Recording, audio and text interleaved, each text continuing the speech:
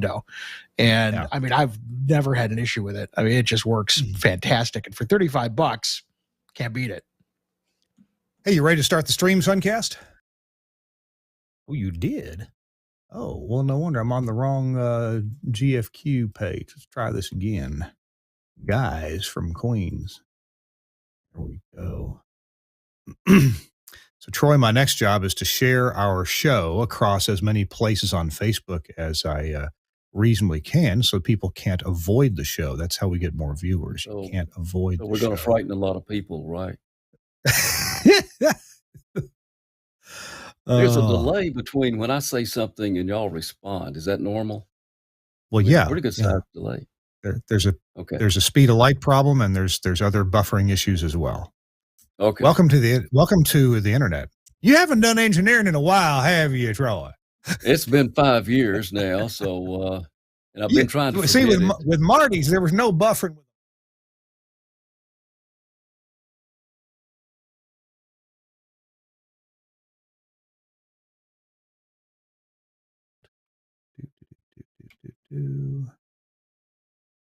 Oh, come on. Yeah, I'm trying to get ready. It's challenging, though. I swear, but Facebook has once again changed the algorithm.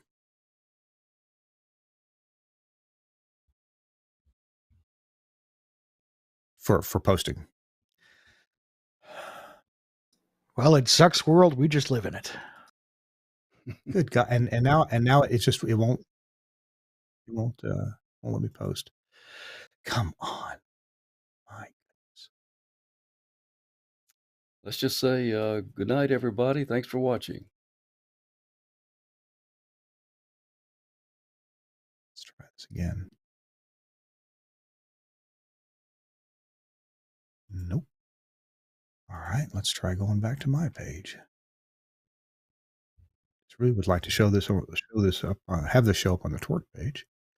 Let's like and share to page to TWiRT.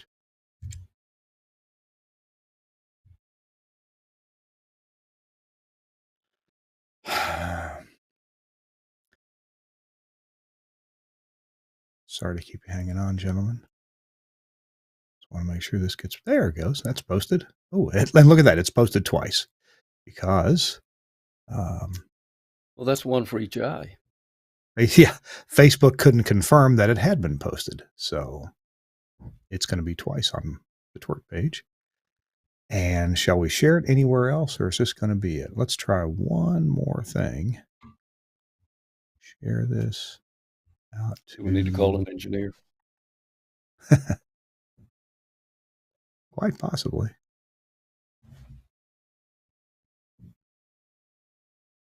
Come on. Here we go. All right. Share this to a group. There we go. The Broadcasting Club. We will mention Mr. R there. So Day 7. Kirk is still trying to get us online. We've started tagging the walls and starting things on fire to keep warm. And we should have been on the air yesterday. So, all right. Everybody is tagged and posted. Hey, everybody in the network. We're glad you're here. Close that. And let's see. Troy, let me get out of your computer. When we're done, you can delete that software I stuck on your computer. okay. And all right. Okay. Finally done. Hi, everybody. It's episode 632. We're about to start any second now. Troy Pennington is our guest. I've been actually waiting for years to just figure the right opportunity to have Troy on, and it worked out to be today. So that's great. Exactly. Chris Tarr's going to be with excited. us. We're going to have fun. Me too. Well, I'm going to do a countdown here, and we'll start the show in 3, 2.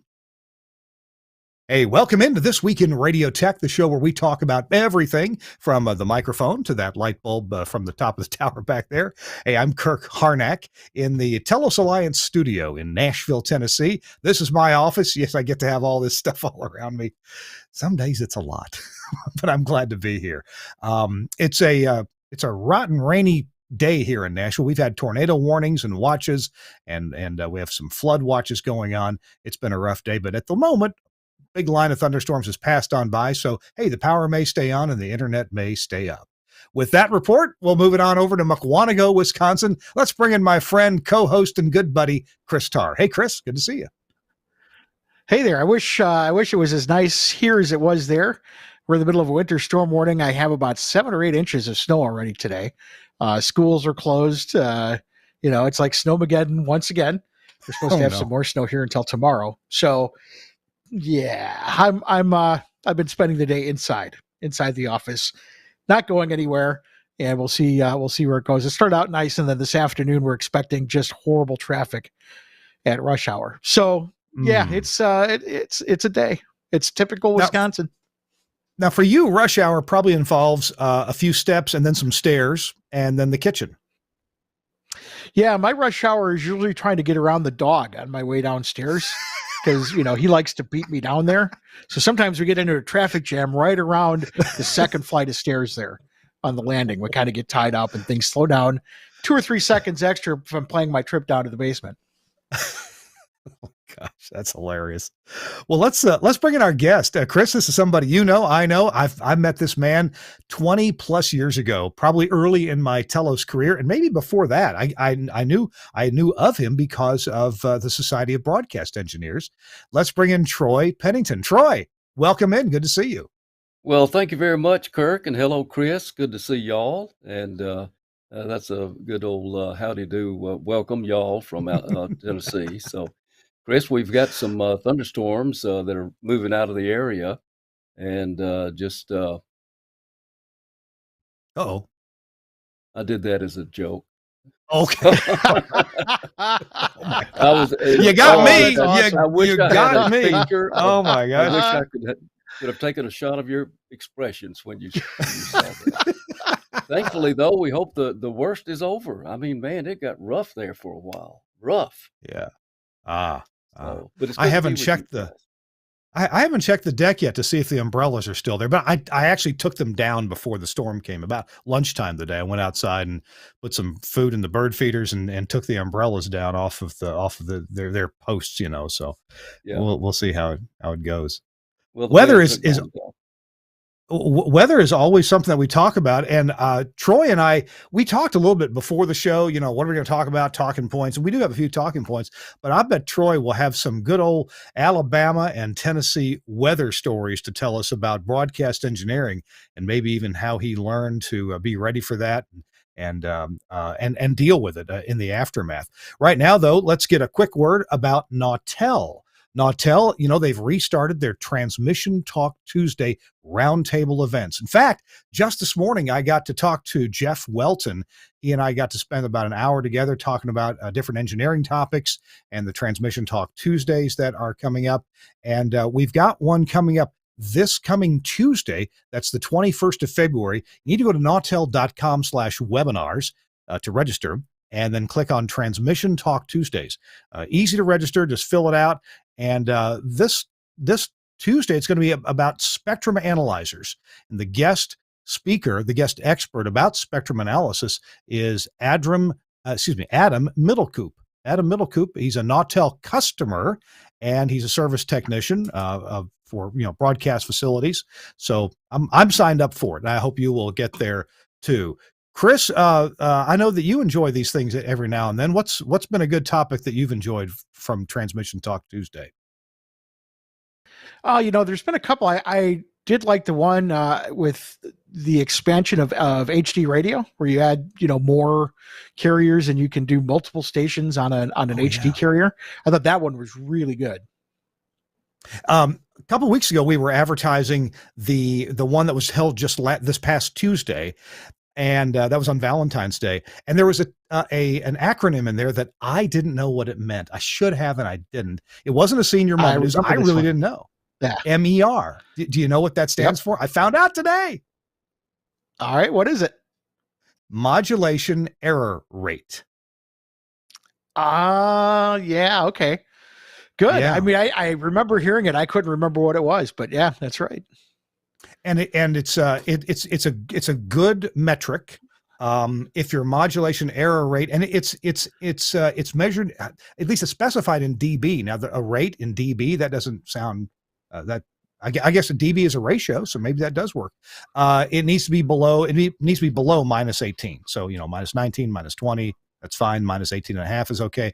But if your HD radio transmission is compromised in some way, maybe a narrow banded antenna, maybe some kind of something's wrong with the pre-correction algorithm in the exciter that helps make everything come out the end okay. If there's ice on the antenna, your MER is going to go way up because your bandwidth is wrong on your antenna. And all that does basically is it seriously decreases your coverage area for your HD radio, not because the power's down, but because things just get really nasty as you get out farther, and the constellation, the 2x2 constellation just doesn't do well anymore. So there you go, MER modulation error rate. I should have learned that last Tuesday, but I was getting ready for my big date Tuesday night at the Waffle House. Nice. So, yeah. Thanks a lot, Nautel, for sponsoring This Week in Radio Tech. Go be sure you register at nautel.com/webinars. All right. Troy Pennington. I've been waiting to interview Troy for a long time. I met Troy. Troy, I'm not sure when the first time I know it was in Birmingham. It was in Birmingham, and that would have been back in the early 80s. Well, now let's see. Probably been about the mid 80s. Well, I started working. Was it that early? Wow. Yes, it was. I believe so. Yeah. Wow. Well, now that was back when you were 13 years old and just starting in broadcasting. That was your age when you started broadcasting, right? Yes. 13 times 2. So that was about my age there. But, well, I always like to begin the conversation with, how did you get started in this crazy world? And I'll bet you, like most of us, you wanted to talk on the radio. So take it away. Absolutely. And tell us about being so young and seventh grade. Like a lot of us, a lot of us engineers started out that way, just to get our foot in the door and get to sit and watch, and free of charge. And so I made friends with the chief engineer at that time, and that was Bob Lloyd. Bob, I think now, is down in Florida. He teaches communications at one of the universities down in Florida. Now, Bob may have been retired by now. I haven't heard from him in a few years. But I would sit in there for hours and read some of his books, and just so excited to get to go in the control room. And then he started letting me go with him to the transmitter site. It was a little kilowatt daytimer, and it was on 1580. And a raggedy old transmitter. All I remember just wires hanging out everywhere. And I remember when I walked in the door of the little transmitter building, his words of warning were, "Watch out for the wires." And I mean, they were all over the floor, all over the ceiling, dangling down. I walked in, hovered over like this, because I was afraid I might get some high voltage across my head up here. And so that was back, I was 14 years of age when I started that. Joe Woodard, Woodard Broadcasting, they had 3 stations in Alabama, and Joe's sons have now taken that over, and they've moved that station out of Talladega and moved it over to Anniston, Oxford area, just a few miles west or north. About, I don't know what it's west, I guess. No, it'd be east. So anyway, that was in high school. Had to ride a bicycle for work, and then later I got to work at WNUZ in Talladega, and their engineers were the Watley brothers. You may be familiar with them. They're long gone now. They own Cherokee Electronics down in let's see, Wetumpka or somewhere down in there. One of their stations was WETU, so that's where Wetumpka's station was. Ours was WNUZ in Talladega, and they had another one, and I can't remember where it is, but it was in South Alabama somewhere. And so that was our music of that day. So I was a teenage disc jockey for a while. And whenever they would come up for some nighttime things, they'd come up from South Alabama. I wanted to be there, and they were happy to, and they would show me things, and they built their own transmitter. Um, they say it was a clone of a Gates transmitter back then, and as far as I know, that station has gone dark. But WEYY in Oxford, Alabama now is doing really well. From there, I went to Gadsden, and it was a two-tower array, 1350, and it was a 5 kilowatt daytime, and I think 1,000 watts nighttime. And that's where I got my first taste of directionals. I went through Mm. that what was it, that Carl Smith school Oh, on directionals. I went through there and came back and had an old BC5P. That was one of the first transmitters I had taken under, in my responsibility. I wasn't the chief engineer then. We had a great chief engineer, Hadley Williamson, and Hadley taught at the Gadsden Trade School. He taught electronics there. Was an excellent engineer, and spent a lot of time in electronics in the military service in World War II. So spent a lot of time with him. Learned monitoring points, uh, proofs, skeleton proofs, full proofs, partial proofs, and proofs. So, and of course the annual audio proofs you had to do, oh yeah. and that was a headache, especially when you had somebody had to be at the station and you had to be at the transmitter, and used that equipment for that, and then they did away with that. Then we got an MW5, and oh my goodness, MW5. Uh, that was interesting. We had three of them in Gadsden, and the Okay. one at Big Wax, 570, 5 kilowatt, big one down there with towers in the river. It caught on fire one day, Oh.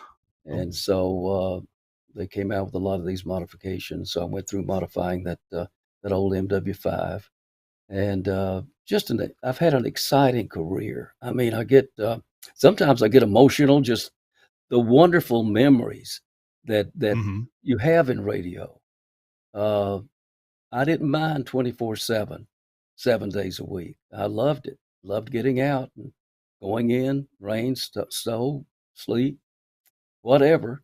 After Gadsden, I went to Cox Radio in Birmingham, Oh, okay. WZZK. That was a winner in the market down there for.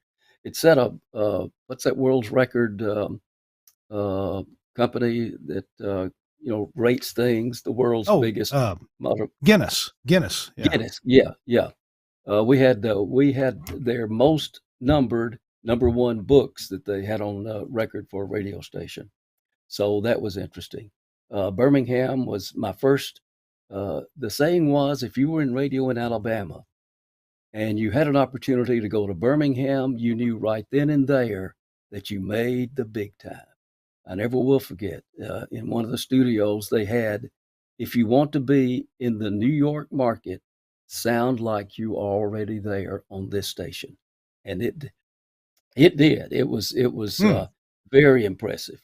WSGN. We later bought that. I think when I started, it was New City, or actually Cats, New City, Hmm. um, and then Cox. I don't think there was another one, but it was all the same Cox family. Great company to work for. Just a wonderful. Dick Ferguson was over the radio section. They have that Mannheim car auction and all sorts of things. So I learned a lot there, and that's when I got involved in SBE. And Of we're course, gonna I we're took gonna it. put a we're gonna put a pause on it just right there Okay, because yeah. what Hey, I want to hear I about the could, SBE involvement because obviously yeah, you went over the years from a fresh, brand new, wet behind the ears member of yeah, SBE yeah, to eventually the highest position you can have in SBE, voted well, on by your peers, and yeah, that's an yeah. amazing thing. We're Well, talking to let me tell you how yeah you can pause me. yeah. Let's do that. Well, today the Just TWiRT do show will be a 3-hour special with Troy Pennington. that. Oh, this is Hey, fun, guys.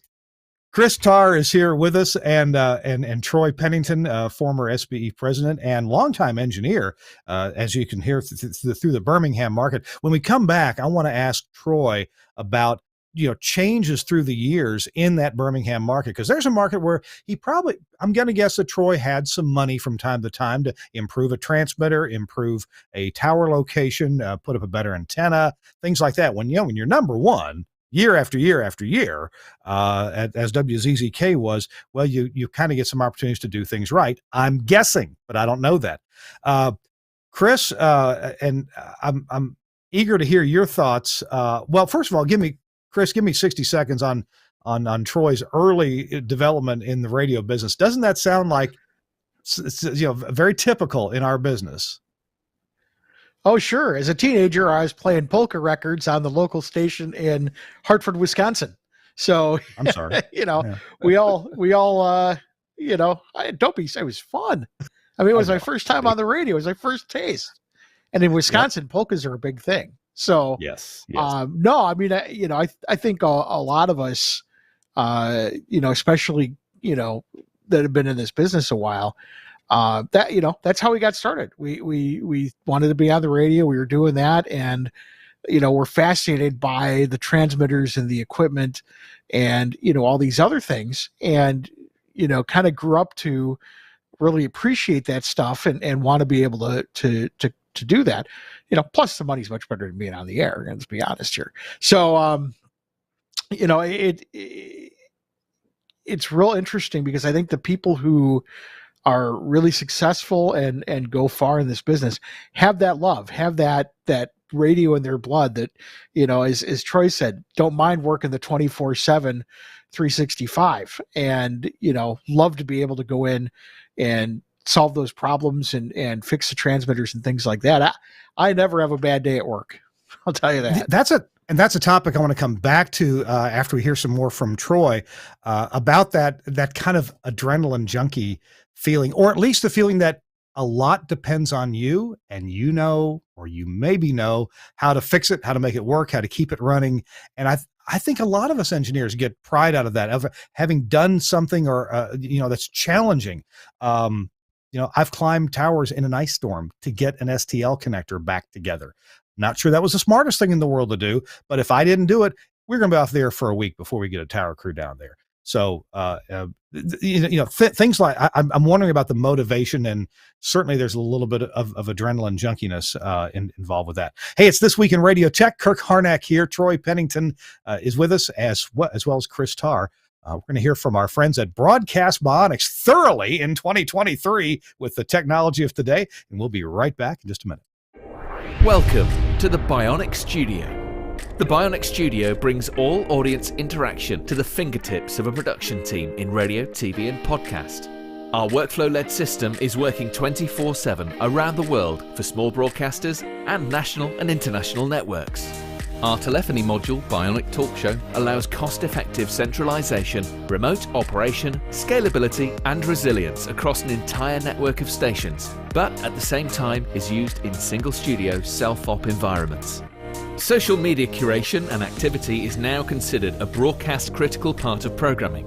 Bionic Social means the studio isn't overwhelmed with a wall of interaction from an ever-growing number of social platforms.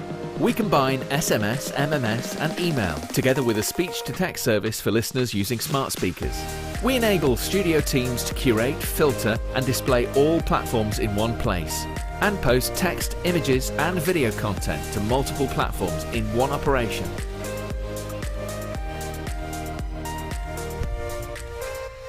Effortless collection of video content with Bionic Director has helped position some of the world's most successful stations as leaders in viral content, generating appointments to listen and free marketing via retweets and shares. Bionic Contest enables end-to-end tracking of on-air competitions, live reads, and prizes. These could be on-air contests, automated SMS entry, or online. Anywhere, and Skype TX for Radio brings high-quality audio and video contribution into the studio with ease. No need for dedicated PCs to run different applications. Everything is controlled within the Bionic Studio UI, and incoming connections are visible to users along with all other platforms.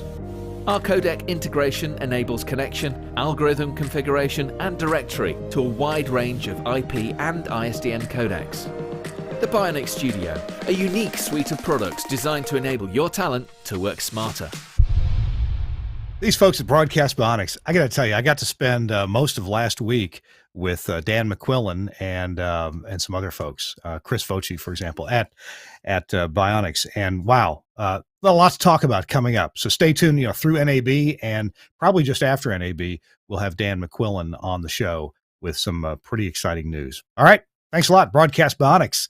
Check them out now at bionics.co.uk or bionic.radio. All right, we're here with Chris Tarr, as usual, co-host, and Troy Pennington is our guest. Troy, welcome back in. You've been taking us through some of your early years in broadcast engineering. Like so many of us, you just started hanging out, trying to learn, what this stuff is all about. You got so excited about going to the transmitter site and seeing that stuff, knowing that very few other people get to see that. Frankly, very few other people probably interested in seeing it, but, people like you, me, and Chris Tarr certainly were. I want to explore a little bit about your Birmingham years and what I mentioned about being able to upgrade and upgrade and upgrade. Talk to me about that and how you got to see that through in Birmingham. Those were the best years of my life in this career, in this profession, and to work for a company like that, and to be a part of an organization that had a number one station and then started getting more stations in the market. We wound up with 3 or 4, best I remember.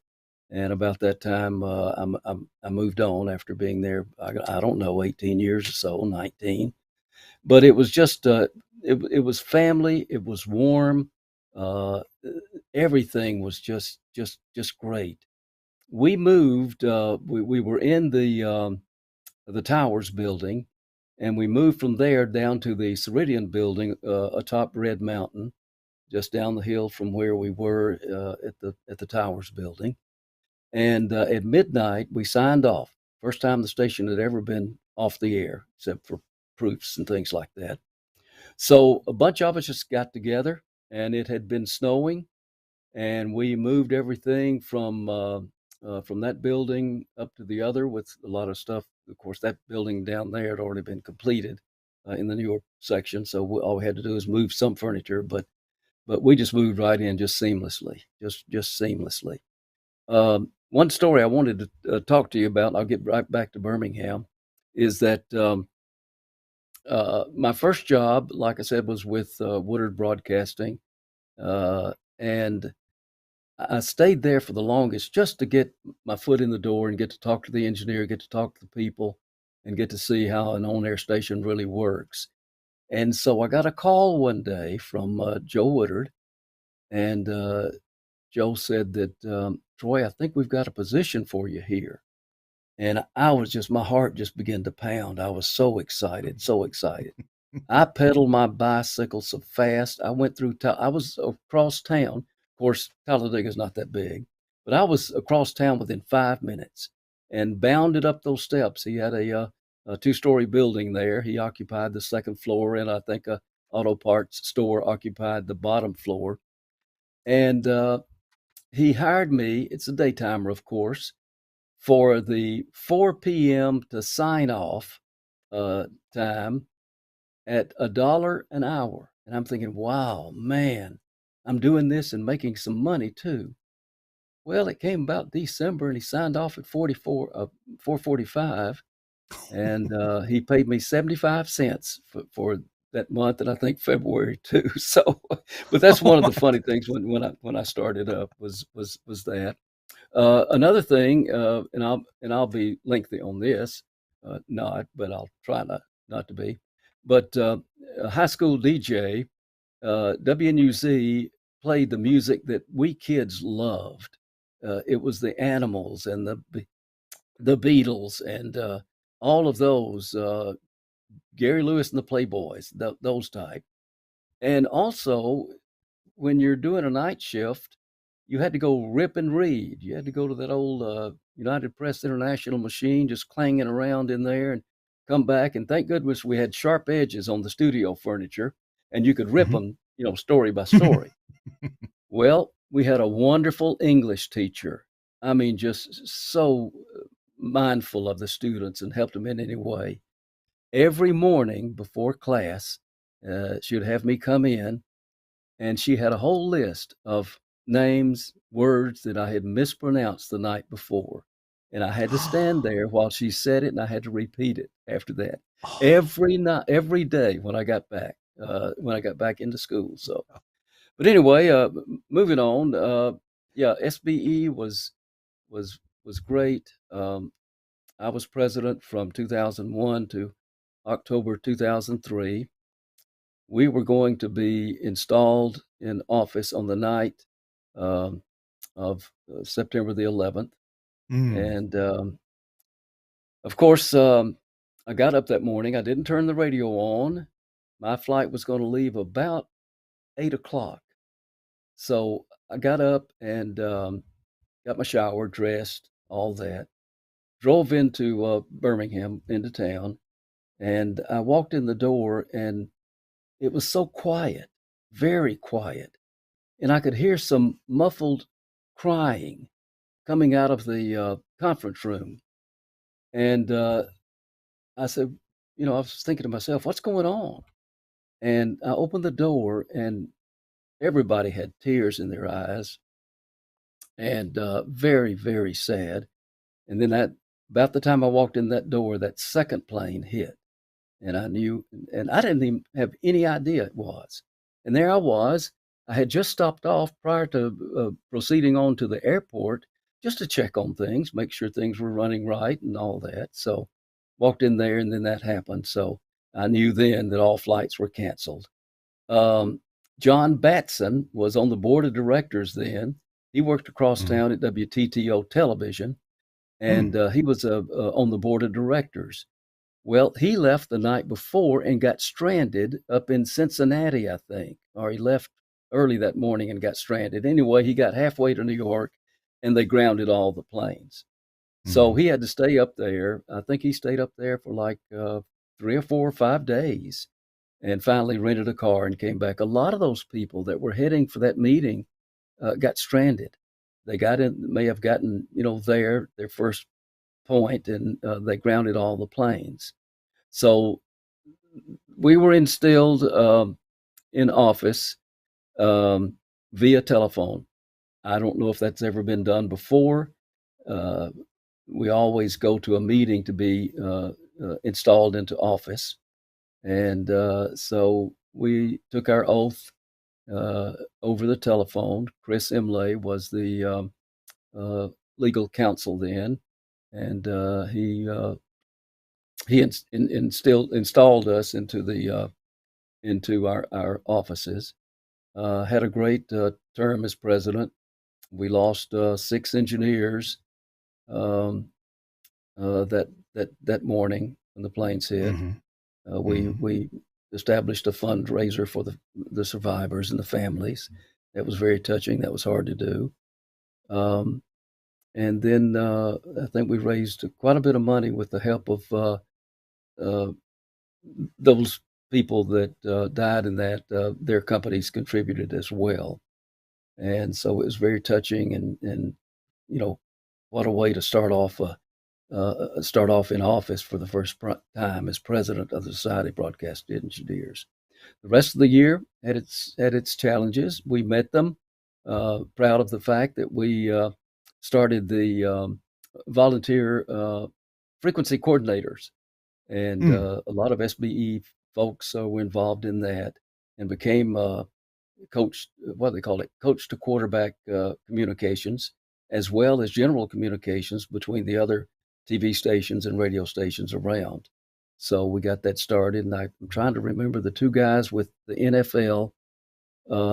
They gave all the board of directors a wonderful NFL coat for game day. It had on their game day coordinator.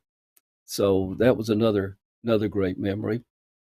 And then just meeting people and getting to travel, staying up late in some of those. Well, Kirk, you probably know, sometimes you can stay up till midnight in these board meetings and some committee meetings. I mean, and beyond midnight. So I feel like I've been through it, but I was happy to get elected. Uh, I served on the board of directors. Then I served as a treasurer, and then I served as vice president and then president. Later on, John Batson served as pres. I think he served as president too. I may be mistaken. At my age, my mind has left me. So, but a lot of the guys. I mean, we had Ray Benedict was my vice president. Everybody knows Ray, super guy. Some of the board members, R.J. Russell, he's still doing some Mhm. things for the Society Broadcast Engineer. Mark Humphrey, Vinny Lopez. Oh my goodness, Vinny is still serving and is serving on the Fellows Committee. I chair the Fellows Committee, and Vinny is a part of that committee there as well. Um, Barry Thomas, may you rest peacefully.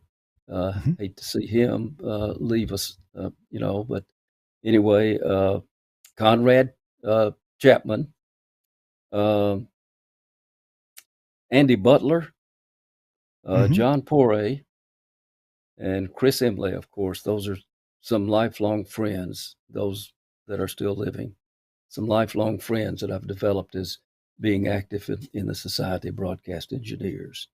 So, all in all, this has been um, a wonderful career. It has its aggravations at times, but it's the rewards way more than compensate for that. Just little things for your desk like employee of the month. The building was dedicated to me and Jordan Bullard, who was the general manager at that time at WZZK, and and Jordan passed away in November, I think, this past year. So hated to see him go, and he lost his wife a year before that. And Jordan was super, absolutely super. But Troy, yeah, in a couple of minutes, I'd like to get talk about some of the technological advances that you were part of, throughout the 1980s, 1990s, and 2000s, and your move to Nashville. But yeah. before we take our next commercial break, I want to ask Chris about his impression 9/11. Now, of course, it's a day that lives in our minds. It's very fixed in our minds what we were doing, but it seems like a lot of us were doing something significant that day. Or maybe, of course, the day has significance because of what happened. But, that was the day that I met Chris Tarr. I met him for lunch. It was delayed just a little bit, but Chris had been working all morning. I was visiting Chicago. I was stuck in Chicago, although it wasn't a problem. I was scheduled to meet people all week long and make station visits, and then I was able to come home just a day late on, I think, the Saturday after all that happened. But Chris, what's your impression about 9/11? Since Troy brought it up, the significance of that day in so many of our broadcast lives. I think in many ways it brought out the best in all of us, not only in engineering, but in just in broadcast. And I know you and I have talked about this before, where we had I think it was a 10 station group around Chicago, and I, managed to piece together a way to connect them all as a network using ISDN and telephone lines and all this other stuff so that we could have people taking calls and reporting the news and reassuring people and that sort of thing. And you heard stories about broadcast stations, radio and TV, just stepping up to the plate and doing what we should be doing, serving the communities. And, so many stations dropped their music formats to do all news. You even heard some of the top 40 stations taking calls from kids and young adults to kind of help them make sense of what's going on. So I think we were really at our best. And, I was very, it's a very sad and significant day, but I was very proud of my team and what we were able to accomplish that day, to really do what we could to serve our communities and be a resource. Mm-hmm. Yeah. Yeah. What a day. What a day it was. And people like, well, Troy, I know your flight was canceled. You were installed later on, by phone. And I was a member of SB. In fact, we were kind of making the Nashville chapter go at that time. That was a long time ago. And actually, did I live in Nashville at that moment? I don't remember, or if I was still living in Mississippi. Hey, when we come back, we're talking to Troy Pennington, past president of the SBE, but also a broadcast engineer for many, many years with a terrific career starting in the Talladega area, moving to Birmingham. I want to talk more about Birmingham, and then moving on to Nashville, where I got to spend some time with Troy from time to time here, where he oversaw a beautiful building, lots of studios, and lots of activity there, including national talk show. The Phil Valentine show coming out of that facility, plus plenty of transmitter sites, including, I'm sure, a very frustrating high power FM site that was always a bit of trouble. It's This Week in Radio Tech. I'm Kirk Harnack, and Chris Tarr and I are going to talk about a couple of things coming up. Max Connect Wireless is coming in a minute, but Chris, I wonder if you might give us a chat about what's going on at Angry Audio and what are some things that you are really liking there, Chris? Oh, I am very excited about their USB interface. How many times over the years have you tried to, create a cable to plug your computer into the console, and even with things like, the matching amplifiers and all that stuff, you still hear some noise, you hear some buzz, and typically it's CPU noise kind of running down the wire. You kind of get that little hum, that high pitch hum or that squeal. It's frustrating. And I know a lot of people have to deal with that. And the whole fact that you've got to have all these boxes in between, and you got to have extra power and all this stuff just to make that work. Well, the folks at Angry Audio, Catfish, came up with this great product that's a computer USB interface, and it runs off of bus power, so you don't have to plug any power to it. And it is an isolation transformer that completely eliminates the hum and the buzz. What a great idea. I mean, I know some people have gotten around it with Bluetooth. Some people have gotten around it with, coils and toroids and all kinds of stuff. This box, you just plug it in and you go. And today, with all of the stuff going on with trying to get computers on the air for playback and, YouTube videos and all that kind of stuff for the talent, this is something whose time has come. And it's so easy to use. You plug it into your USB port, you take the cables, there it is. And it even has Studio Hub in and out. So you don't have to do audio cables at all.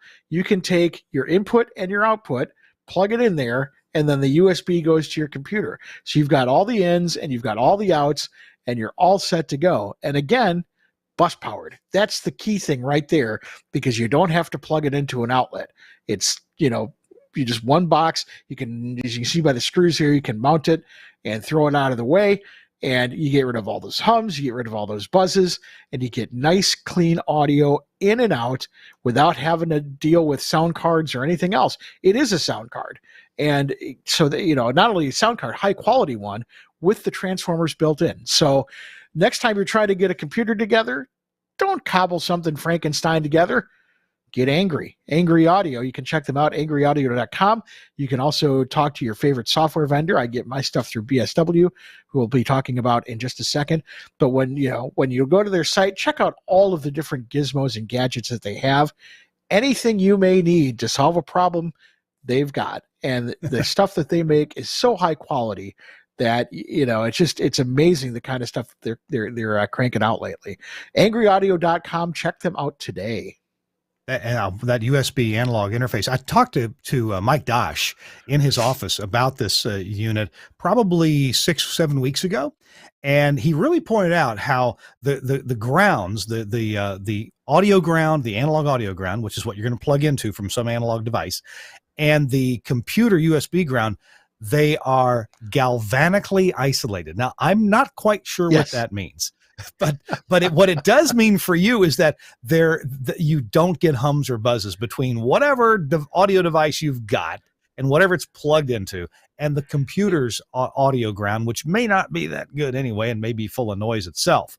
And Well, and and Catfish especially if found you've a got like a especially if you've got like a built-in monitor, built-in video card, that also tends to create a lot of noise. Refresh rates from monitors, LCD are a big problem with that. So yeah, that's fantastic.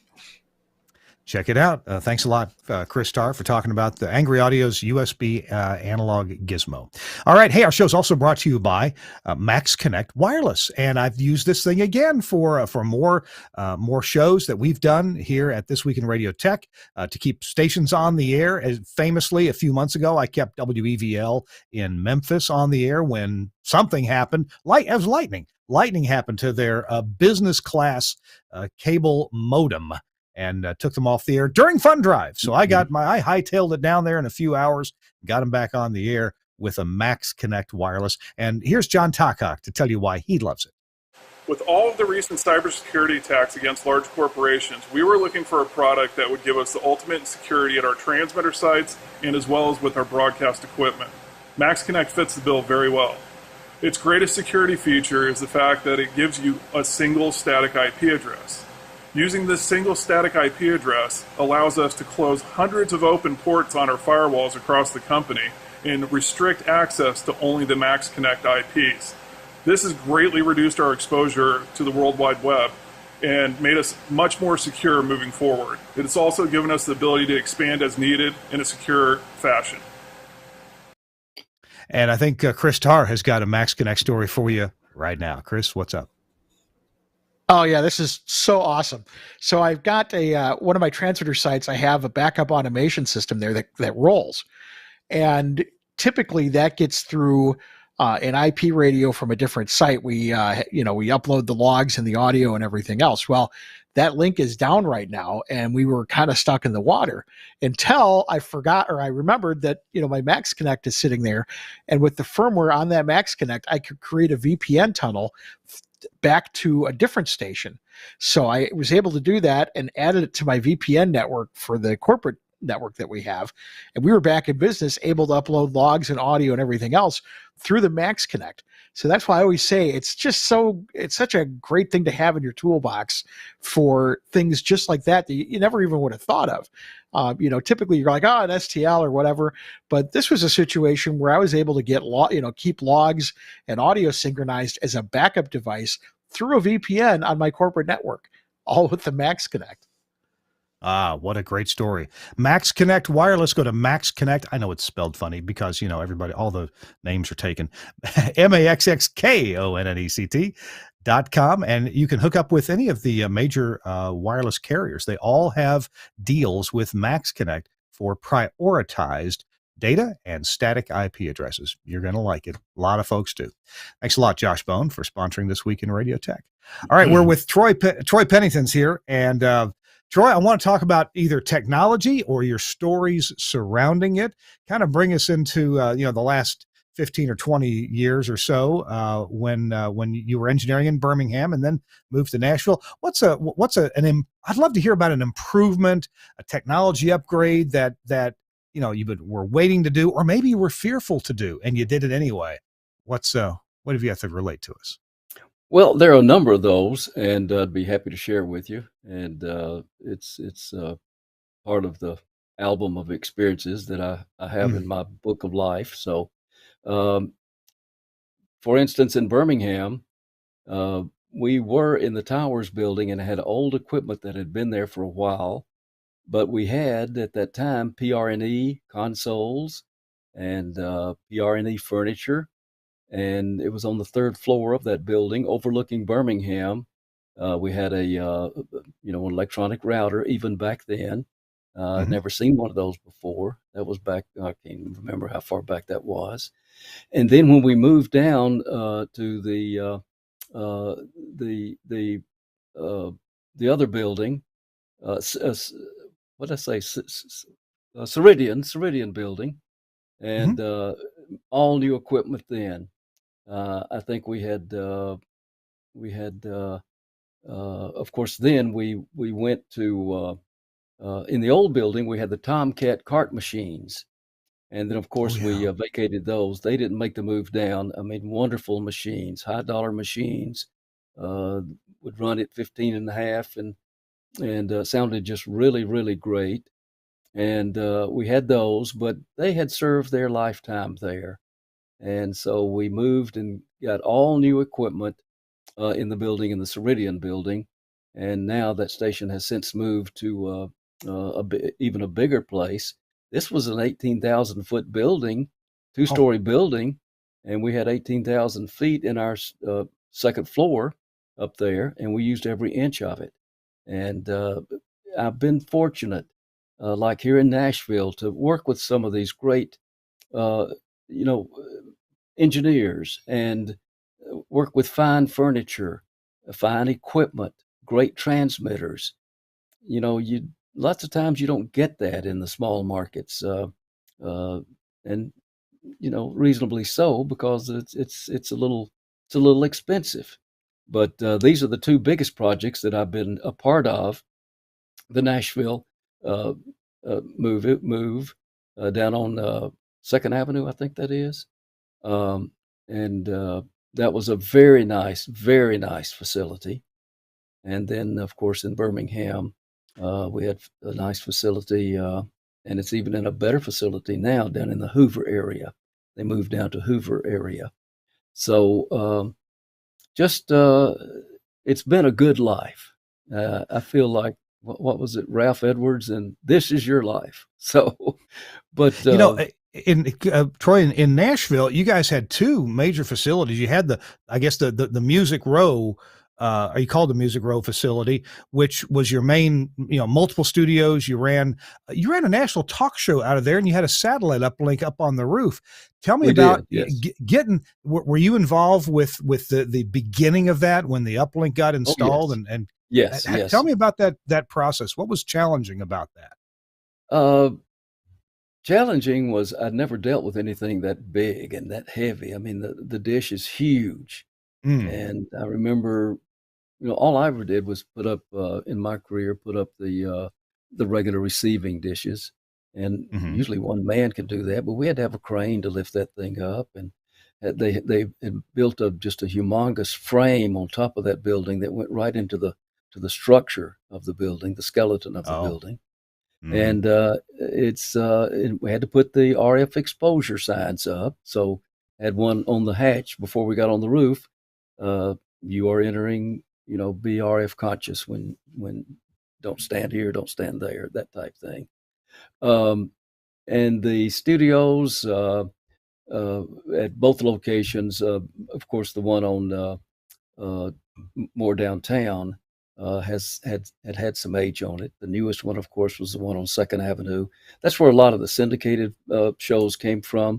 Now we did uplink like Phil Valentine, Right. um, one of the news programs that we originated there that went uplink, and maybe a couple of more out of the downtown one, Well, and that then on Second Avenue, I always called that the Cumulus Nash facility. It started Nash out with facility. Yes, yeah, there was a magazine that was edited out of there. Plus, there was that morning show that was done there, and then yeah, a nighttime show, Nashville Nights, was done there, and then yeah, a third, and then plus Kix Brooks did his Hicks Brooks. American, Yeah, yeah, right. that Yeah, top 40 countdown show. yeah, Was yeah. done from there. Beautiful studios. Oh my goodness, the Kix Oh, it Brooks is studios. That gorgeous. was luxurious. Oh, yeah. And you're talking about a super fellow. He's just absolutely the best there is. Just friendly. I helped him hang his big flat screen TV on the wall in that studio on Hmm. not Second Avenue, but the one downtown. Hmm. And what's Music City, Music Oh Circle yeah, East. That that's what it that was. Musical location, East. Yeah, yeah. and just Not down to Music earth Row. and a lot of fun doing that. So. But like I said, it's I wouldn't take anything for it. It's a great career. There have been a lot of changes now that more corporations are getting involved Yeah. and things of that nature. And so a lot of automation, especially during the, uh, the the the illnesses that we had um, during the COVID years. It got to where we were doing every show from individuals' homes, Yeah. and Yeah. so that was a treat right there. But that got us used to doing shows, and so even after it was safe to come in, some shows never returned. They just did it from their Right. house. The ones that were not the group type shows in the mornings, things like that. Hey, So I yeah, want to go ask you ahead. I'm about sorry. before we run out of time. I want to ask you about audio processing. I'm going to guess that in your early days of AM radio, processing was nice, and you try to figure out how to be a little bit louder and nice and sweet sounding. But I would imagine with WZZK and maybe WSGN in Birmingham, you started getting involved with a little bit of processing wars, and then when you came to Nashville, everybody here Nashville's a reasonably loud market. Yeah. To talk to me about your growth in processing prowess. Well, started out with the the DAP. We had a DAP at one of my Oh. studios early on, but then Mhm. of course we started getting these wonderful devices like your Omnia and those others. So all good products. And uh, what was his name? I can't think of his name now. Had lunch with him one time. Oh, Um, Frank Foti or Bob Warban well, or Orban, Bob Orban, yeah. yeah. And so it was interesting meeting those, and especially Frank, just a super guy. So, but anyway, I know we're running short. May I share one other thing with you? Please do. Okay.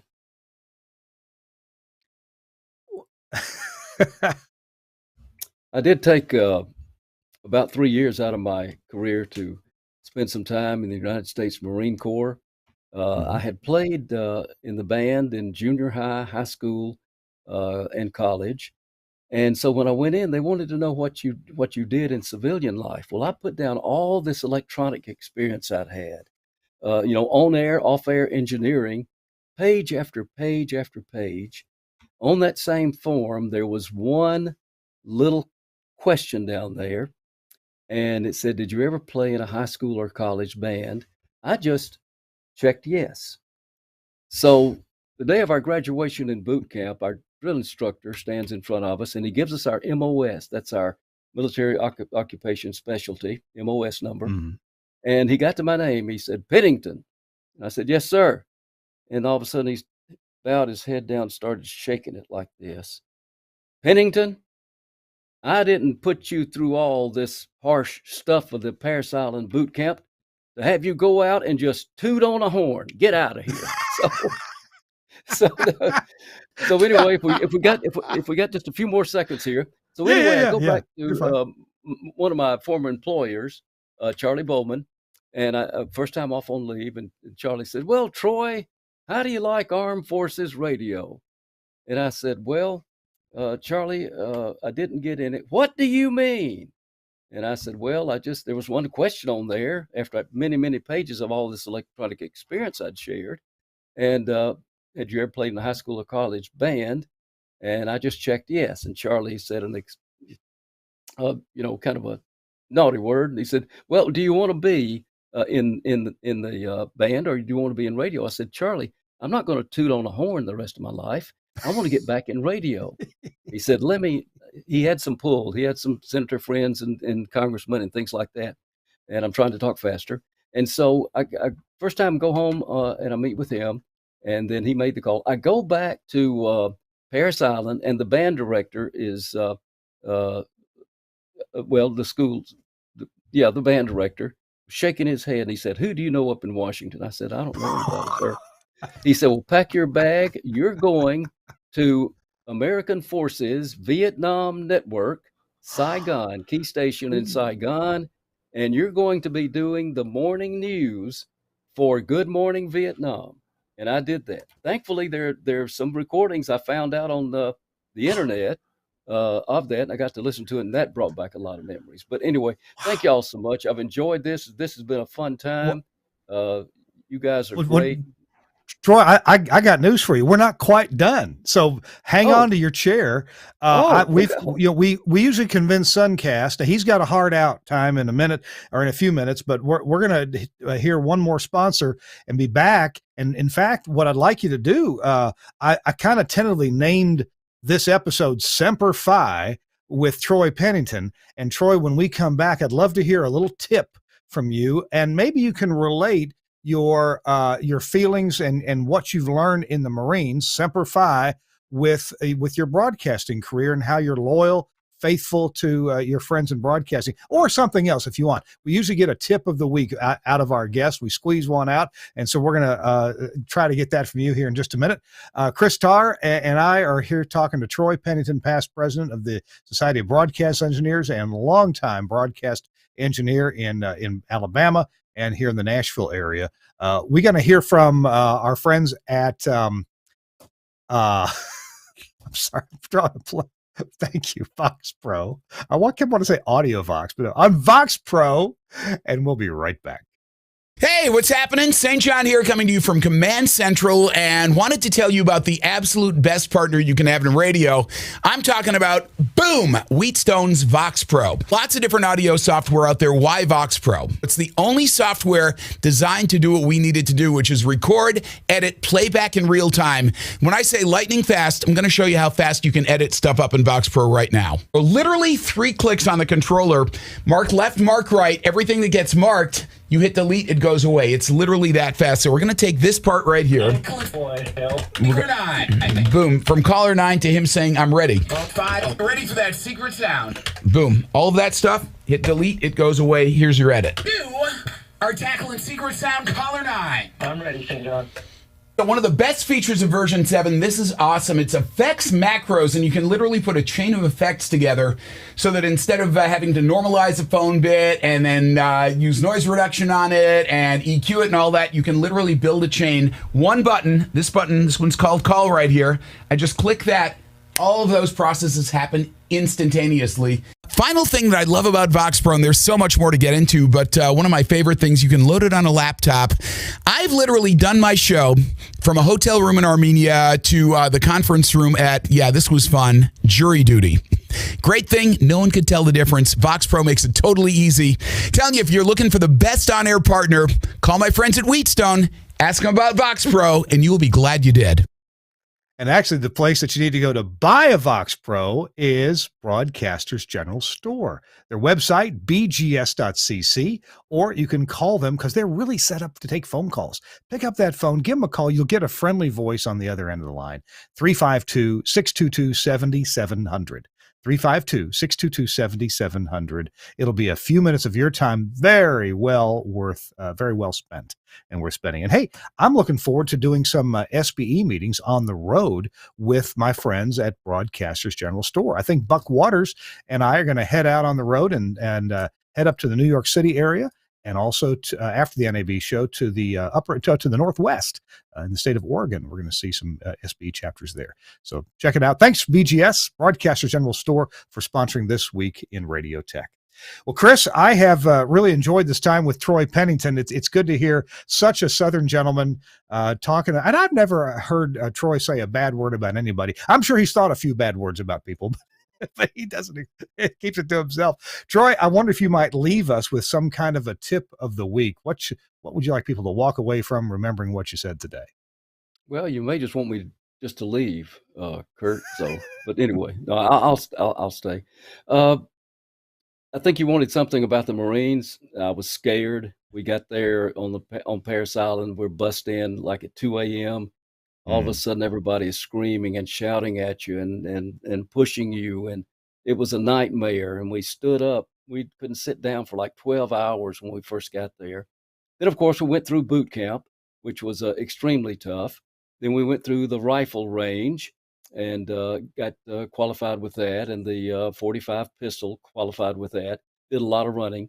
But when I got changed over to the band, we would get to go to watermelon festivals, state fairs, colors, and all sorts of events. And that was good traveling. Lots of times we would fly to these other places. I know we flew up to one of the state fairs up in Springfield, Ohio, and just had a ball up there. Had wonderful people to accompany us once we got there, and just added to my book of memories, book of fond memories. But anyway, Kurt, if I'm very bashful about talking, so you may have to give me one of these signs, like wrap it up, to let me know.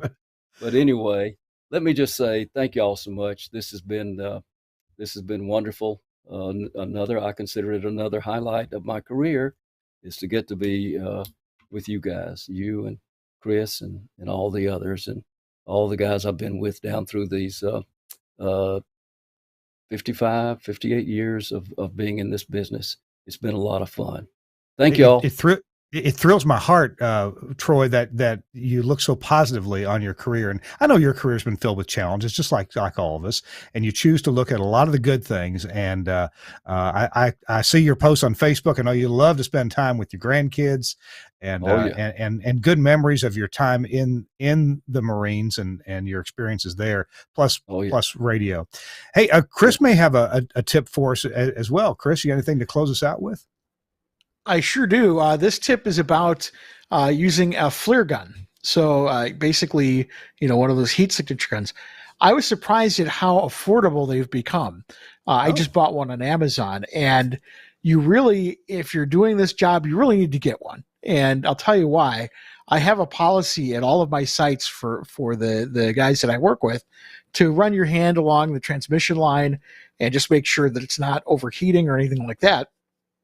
But the same could go for, and you can't really rub your hand on it, but electrical panels and different things like that. And, it used to be you just take the thermometer gun and point it and get the temperature.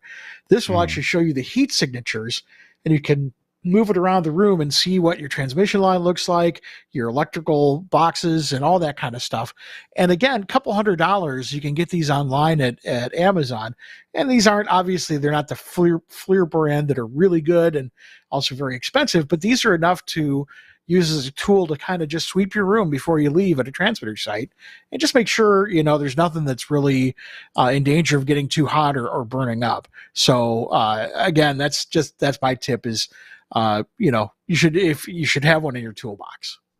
Maybe you could send me a link to the one that you got after you did some research. I'd love to share your thoughts on either something you got or something similar. So yeah, shoot me a link on that. You go to Amazon and you put in like FLIR gun and you get plenty of $1,000 and $2,000 results. So I'd like to see. I'd like to. You know what I'm scared of though is getting ready to leave. Turn out the lights in the transmitter room. Point the FLIR gun around. And see a body in the corner, somebody lurking. That wouldn't be cool. No, that'd be a little scary. Oh man. And by the way, if you ever do see Bigfoot, don't get your good camera out, get the FLIR gun. So you can have as bad a picture as everybody else does. Yeah, there you go. Nice fuzzy little picture. Yeah.